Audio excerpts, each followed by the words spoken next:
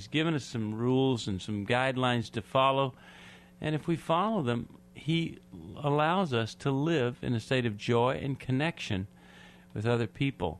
There are a lot of things that go into success in love and life, and the things that we need to do, and Henry's written a book that can help you with that. 9 things you simply must do to succeed in love and life. And so often we're out there on our own. We didn't have a mentor or a father to teach us these things, and here are some things that can help you experience success, maybe the way you've never experienced it before. You can get that at 1-800-NEW-LIFE or by supporting us at 1-800-NEW-LIFE. See you tomorrow. Bye-bye. Thanks for listening to this classic program from the archives of New Life Live. We hope this program has helped you by giving you insights for handling the challenges you face in your life. We want you to know that we're here for you, but we also need you to know that New Life Live is a listener-supported ministry. That means we depend on your gifts to stay on the air, which is why your financial help is so important. To make your donation or to get any of the resources mentioned on today's program, call 1-800-NEW-LIFE. That's 1-800-639-5433, or write to us at New Life Ministries, P.O. Box 1029, Lake Forest, California, 92609. Please join us again next time for New Life Live.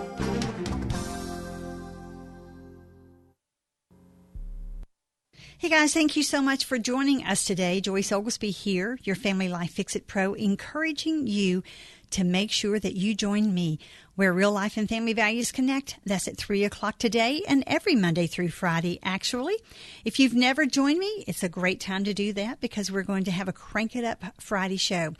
And I would just encourage you that if you have a relationship issue that you would like for me to tackle, it's a good time for you to do that on my show. Or you can write me, justaskjoyce@gmail.com. Justaskjoyce@gmail.com. And what I will do is I will evaluate who you are, where you are, and how you got there. I'll take that problem and we'll start eliminating some of those issues, and then we will elevate you to God's potential. So write me, won't you? And let me get you fit for life. Mother's Day is behind us, but a mother's work is never done. And as one author found out recently, comparing that work with a vacation is not the best idea.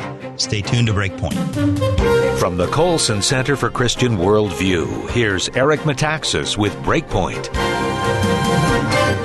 If you're a working mother and you've taken maternity leave, you know what a blessing it is. Those first few days and weeks after the baby arrives are filled with joy, tears, and a lot of sleepless nights.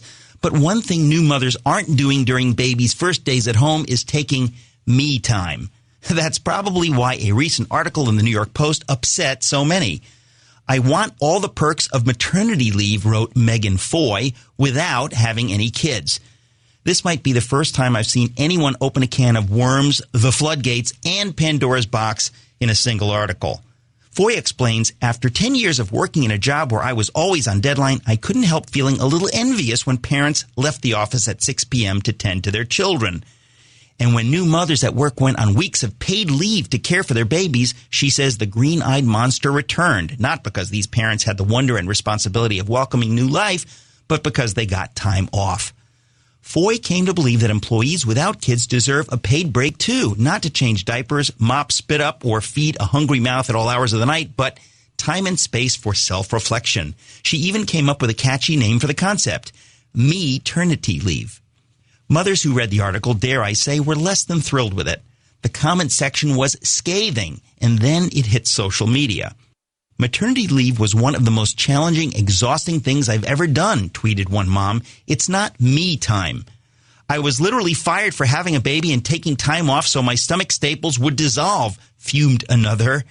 And what was either a slap in the face to mothers or a brilliant piece of satire, cat owner Lindsay Putnam replied in the New York Post that pet parents also deserve paid time off, or what she calls paternity leave. Writing at The Federalist, Georgie Borman gave what was probably the best response to Foy. Mothering, writes Borman, is about serving others, not me. This blessing with all its burdens comes not through time spent in self-discovery, but in stepping outside yourself, in the willingness to break your body to create new life, in caring for a new, tiny, helpless baby who knows nothing of your insecurities, big plans, or fatigue. Mothering and, yes, fathering are hard work. They require self-sacrifice, not self-centeredness. But this is the great paradox at the heart of Christian life. The reason living for others rather than yourself is worth it, whether that means having children, adopting, caring for the elderly or disabled, or just loving people who are hard to love, is Jesus' promise. Whoever loses his life for my sake will find it. Now, I'm not discounting the need for rest and recuperation. They help us maintain our physical and spiritual well-being, and every parent, employee, pastor, and even pet owner should take them seriously. As Erica Schemper observes at the Think Christian blog, our culture is Sabbath-starved, burned out, and in dire need of a break. It turns out God had it right on the first work week in history. But the idea of a sabbatical for me time misses the point. The only way anyone ever truly finds themselves is in self-sacrificial service to God and their fellow image bearers. Because focusing on me in this life prepares a person for the type of eternity, dare I say, me-ternity, no one wants. Focusing on others prepares us for eternal fellowship with one another and with the one who modeled self-sacrifice when he gave his life that we might live. For Breakpoint, this is Eric Metaxas. If you'd like a free transcript of Emily Colson's moving tribute to her father, Chuck Colson, please visit breakpoint.org/free.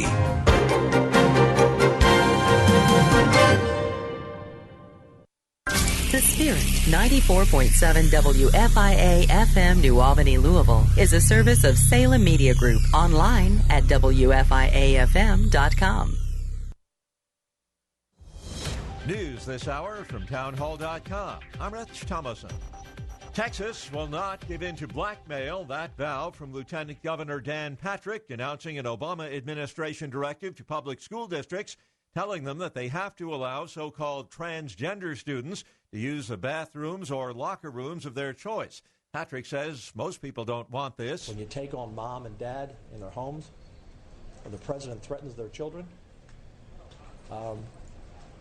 he has made a huge mistake. Texas Senator John Cornyn suggesting President Obama is meddling in affairs that he should stay out of. Frankly, I think his involvement in this is unwelcome. This ought to be a choice made by local officials at the local level, accountable to their own voters. Patrick says Texas prepared to forfeit billions in federal education funds if necessary to keep control of its schools. Homeland Security Secretary Jay Johnson is warning air travelers to expect longer security line wait times at airports this summer. But we want the public to know that we are working hard to alleviate the wait times in partnership with airports and with airlines, and to ensure that air travel remains safe and secure. Among other steps, Johnson says more transportation security officers being brought on board to help reduce the wait times. The Manchester, New Hampshire police chief says the city is safe and police no longer looking for an armed suspect after 2 officers were shot. But Chief Nick Willard stopped short of saying whether the suspect was in custody or being questioned. The officer